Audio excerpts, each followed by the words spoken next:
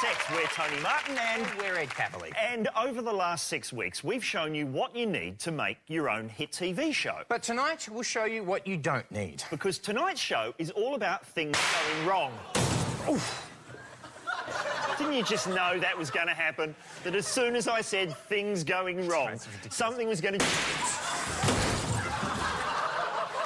Tony, that actually looks like fun. Can I do one? No, I don't think we can afford it. That's enough out of you. Tonight's show is all about things going wrong. That is typical. Yeah, but you see, that in itself is an example of things going wrong. That was close. OK, let's stop that now because we're going to need some of those lights for tonight's show. But tonight is not just going to be a bloopers show. Whoa. It's not? No. What, so I can't show this? The opportunity for proper engagement is actually after the tabling of the... Oh! No. Oh, come on, we Tony. We can't show that. It's a serious interview and then his chair breaks. Funniest Home Video's got 20 years out of stuff like that.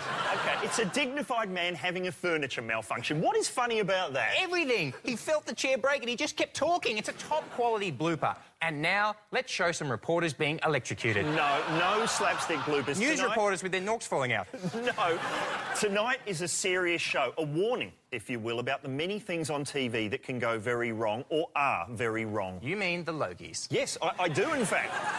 Great, let's take the opening number from the 87 Logies, for example. Don Lane, quite justifiably, wasn't expecting anyone to applaud the end of his monologue and quite clearly misses the opening bars of the song and then has to, well, just jump in whenever he can.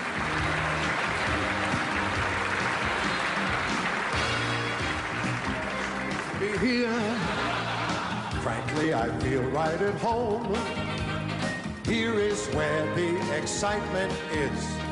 This is champagne with all the fizz. Ecstatic, I could yell, I could dance about. To be emphatic, I could shout it all about. But it's good to be here. I feel right home. It's my considered opinion that the place to be is the place we're at, and I couldn't be more sincere.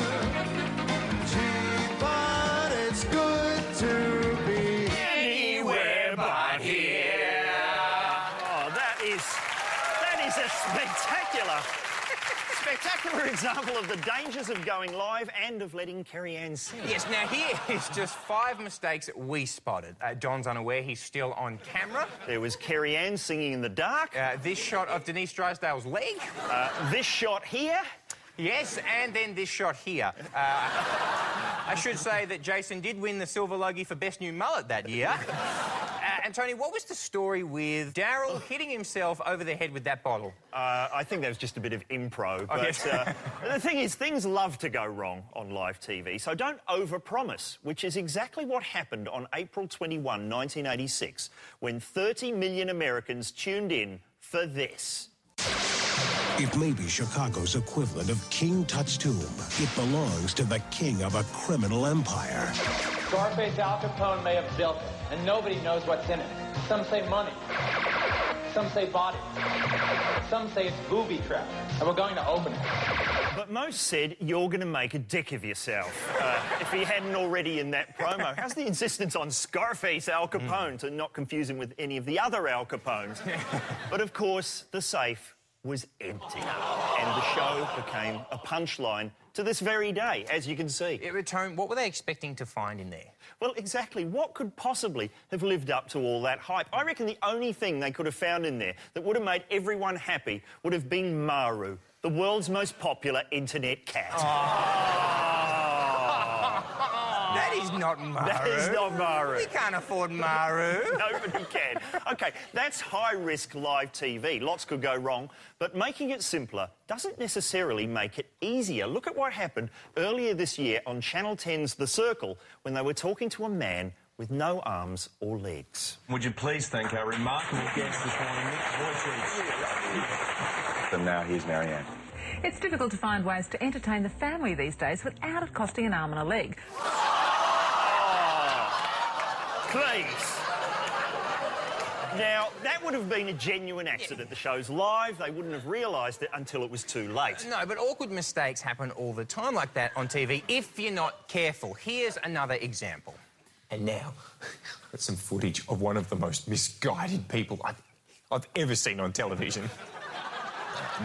No, that's meant to be the clip of hot dogs. Oh, OK. No. I don't know why we had to see that again. Please, let's go to the break. Oh, sorry, Tony. You're OK to go to the break? Yeah, we've done all the That business. is typical. I am sorry about him, everyone. You're just happy to wander off while we sit here still making mistakes. What are you talking about? Oh, like you don't know.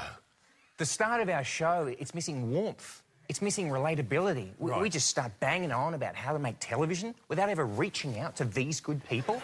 They're confused. Half of them thought they were coming here to watch Ready, Steady, Cook. It's all wrong. Look at how Ellen does it. Oh, yeah. Look how engaged with her audience she is. Yeah, that's top-class pandering, I'll give you that. She's grooving with her audience. They all love her. Yeah, right. Tony, that's the right way. You need to get up and give these good people some of that. We haven't... Well, we don't have any music, so... We don't have any music.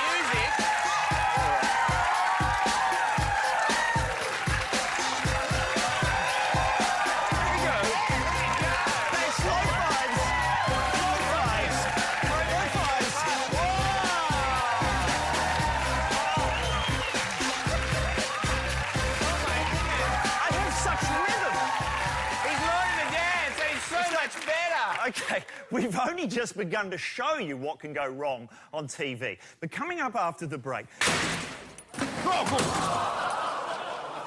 Right, this is getting ridiculous. What are you doing here? Oh, welcome back to the Sets of Joy. I'm Ed Kavalee. And I'm the cast of Winners and Losers. OK, tonight we're looking at things going wrong on TV, and TV is about attention to detail. You need to get everything right, like research. Otherwise, you could end up airing hoax footage that you mistakenly think is real, as happened recently with our own NRL footy show. The show called Letters and Numbers, which is screening on the ABC. Wrong, it's on hosted by an absolute SBS. funster, Richard Moorcroft. Did you see this during the week? D. Vowel. U. Consonant. M. And another consonant, please. And last letter D. Thank you, Billy. Entertaining start to the letters. What they may have missed is that this was a fake clip which had been doing the rounds on YouTube. The word penis dump has never been seen on SBS's Letters and Numbers, although it does pop up regularly on the popular Danish series Inspector Penis Dump. But, mind you, Ed, we can't really point the finger because... I don't know if you saw last week's show when we regrettably screened this clip, which we had been told was a scene from the ABC legal drama Crownies. Order! Order in the court. Warwick Cap is here. For your satisfaction, order. Keep your pants on.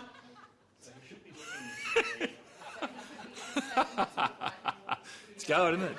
Now, how did that slip through, Tony? Someone wasn't paying attention, and it's one of the most common mistakes on TV. For example, a Neighbours insider has told me that something very full-on was in the opening credits of that show and has never been noticed by any network executive. I'm going to show you. See if you can pick up what Blair McDonough is saying here.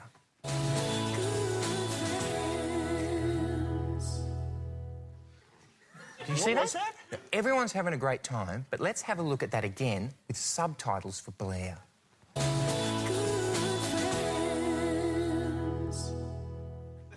That went out at 6:30 p.m. every night on Channel 10. Disgraceful. Ed, I'm pretty sure Ruth Cracknell was saying the same thing under the opening credits of Mother and Son. Well, another thing that can go wrong is... Hang on, did they just slip in one of those breakers? One of those cartoon da-na-na things? Yeah. Yeah. You know what that means? It means there was something at the end of the last segment that didn't work, so they've cut it out and just covered over the join with a breaker. Can we go back and see what was cut out?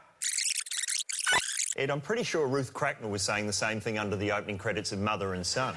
And if you look at Series 1... Mr. Kavalee, can I ever go at that line? What? Ow! Me fucking stick! Jesus!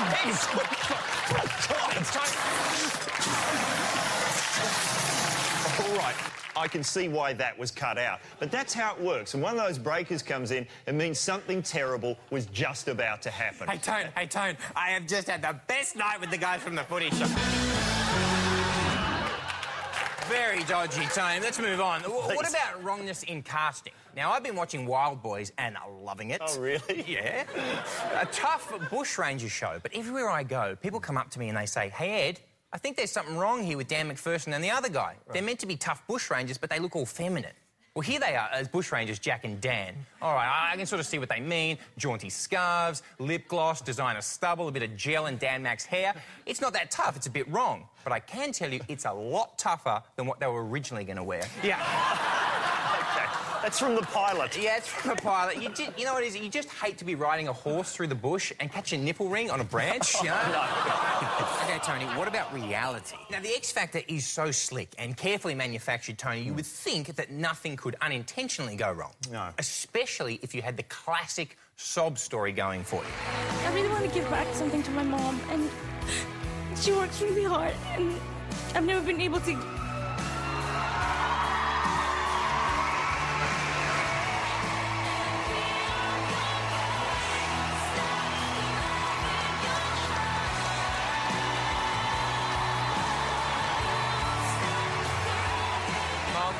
Your daughter did great. We think she's really talented. Congratulations. Congratulations. Of course it's a yes. Mum's on stage, everyone's in tears, including the producers as they think about the ratings. She's on her way, Tony. Now she's on her way to stardom. She's ready to help her single mum. What could possibly go wrong? And finally, X Factor fans have spent the day outside the home of one of the contestants who was thrown out of the TV show over the weekend. They're now trying to stop Gamo Nengu being thrown out of the country and sent back to Zimbabwe. She got deported.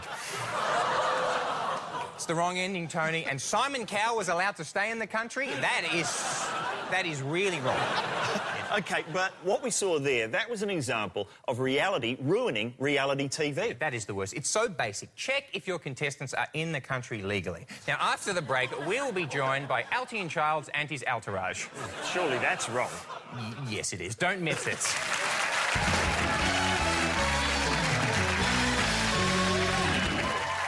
Oh, yes, thank you.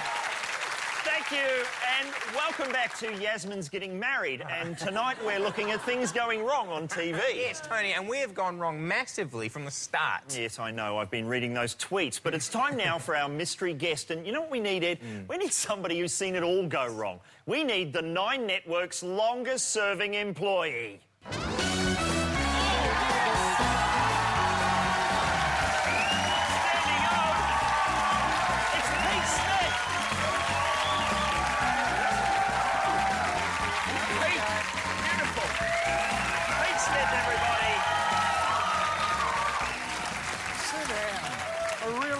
Yes, Mr. Smith, Thank all you. for you. Thank you.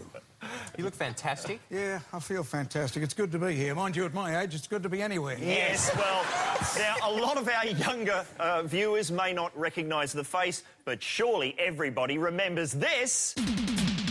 Sale of the century. Oh, yeah. 21 years. You were saying that, Pete, and we were told that we could go back through 50 years of the archives and we wouldn't find a single mistake involving you. I don't think you will. OK. Well, I've been through the archives, and it's mainly Katrina Roundtree in a bikini. But I did manage to drag out this.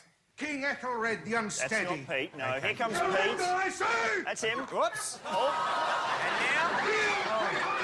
over goes the tree. OK, now... That's pretty poor, really. Okay. That's the best in 50 years? Live television. That's 1964. Yeah. Right. Give us a break. And what year did you start at Channel 9? At 64. That was my first opening stanza. And what was the first thing, your first day at Channel 9, what did you do?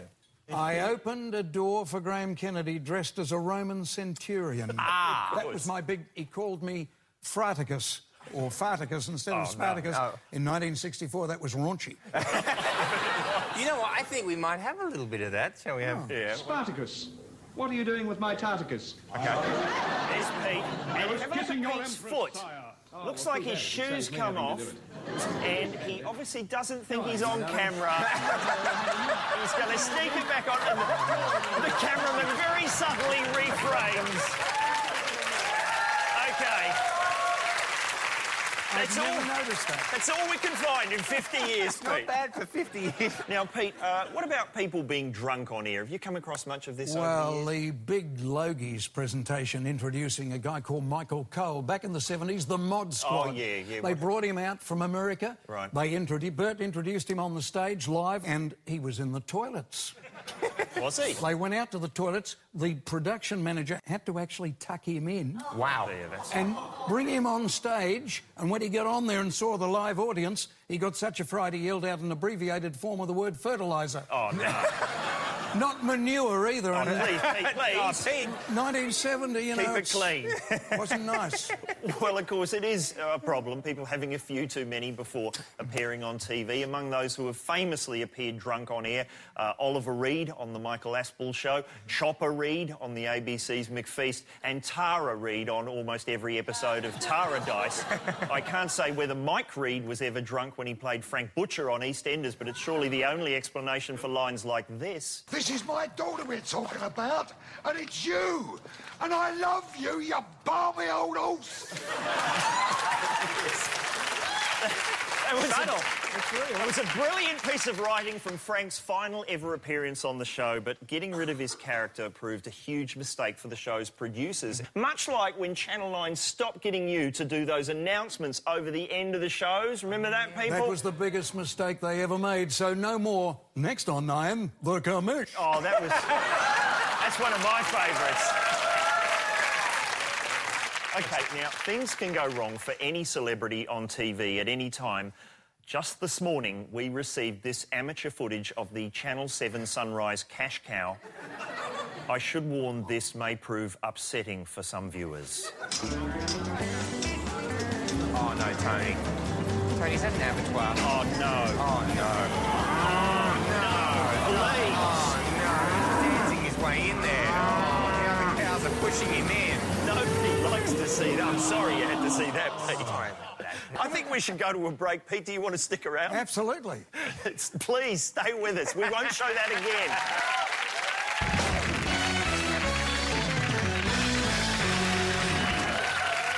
Oh, you're too kind. Welcome back to Designing Women. Tonight, Delta and I are looking at things going wrong. Yes, we aren't. And Channel 9 legend Pete Smith is still with us. Yes. That's not going wrong. And now it's time for... Okie dokie, here's how the game works. Tony, Pete and I are going to read out 3 adult shows that went very wrong on TV. One show actually made it to air. A volunteer audience member has to guess which one. And that volunteer is you, madam. Something has already gone wrong. You, sir, and if you guess correctly, you will take home a wonderful prize from the always right Joy of Sets gift shop. Tony, please, are you seriously going to read out the prize list yourself? Well, yeah, I thought I would. Even though you've got Australia's greatest voiceover artist sitting right next to you? Well, OK, fair enough. Take it away, Ed Kavalee. Thank you very much, Tony Martin. Just one moment, you little bastard.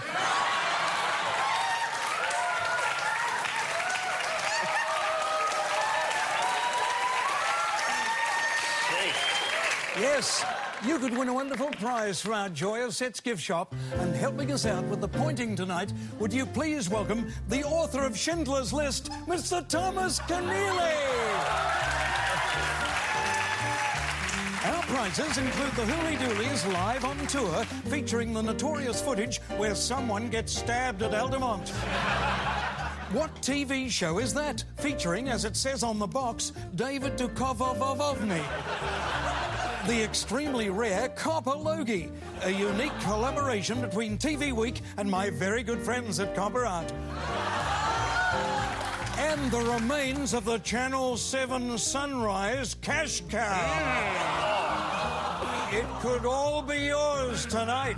Excellent work. OK, Pete Smith. OK, Justin, Which one is the real show? I'll start. Singing and Swinging, a Swedish show that combined karaoke and free love. Couples were broken up and paired randomly to sing together. The audience then voted on who made the best new couple, and they got to share a bed for the night and rate each other's performance the next morning. Or, Justin, is it Naked Jungle, a nude game show shown on the BBC that featured a completely naked host and contestants competing in vigorous and disturbing graphic physical challenges in a studio jungle? The only item of clothing worn on the show, a pith helmet. Or could it be Bang My Bitch? Yeah, it's a US cable show about dog breeders who pair up their dogs, then pair up themselves. While their canine companions get nasty, the breeders go out for a romantic date on their own where anything could happen, but usually not butt sniffing. OK. OK. Justin, which one is it? Singing and Swinging, Naked Jungle, or Bang My Bitch? I think it'd have to be the Swedish singers. Let's have a look, shall we? Oh, no. What? Hello, everyone. Welcome to The Naked Jungle, a show to celebrate the world of naturism. So graphic. Oh, look at this. OK. He's going to collect as many figgies as he can. I know that place. Now, remember, this is a race against hip-hop. Go on, give her a hand. Come on, Steve. OK, where do you start? Look at the host. That is the lowest job ever, including brand power. And how cruel was it to put naked men in cold water like that? I can't actually believe that show failed, keeping in mind that Hole in the Wall was made in 42 different countries. That's right. I have to say, the version they show in Thailand is quite different from the one we've seen here. But well played, Justin, anyway. And just for playing, as a consolation prize, Pete Smith will do the voice on your answering machine message. Oh.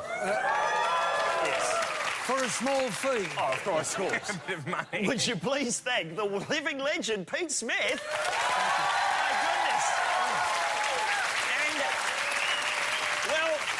That is it from us this week. Next week will be our last show for now, but to finish, something going right. Yes, Pete is going to help us do that song from the 1987 Logies without any cock-ups. That's right, under the end credits. Tony, I cut you off there and say there's no end credits, but here tonight there will be. How is that? Well, because I bought us an extra 30 seconds of on-air time. Oh, that is fantastic. Great. We're going to have our names up for once.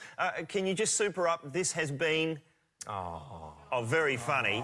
Lose that hyphen. And hit it. But it's good to be here. Frankly, we feel right at home. Here is where the excitement is. This is champagne with all the fizz. Pete! Oh, Pete, are you okay? Oh, that's the last fail of the evening. Oh, no. It's the fail of the century.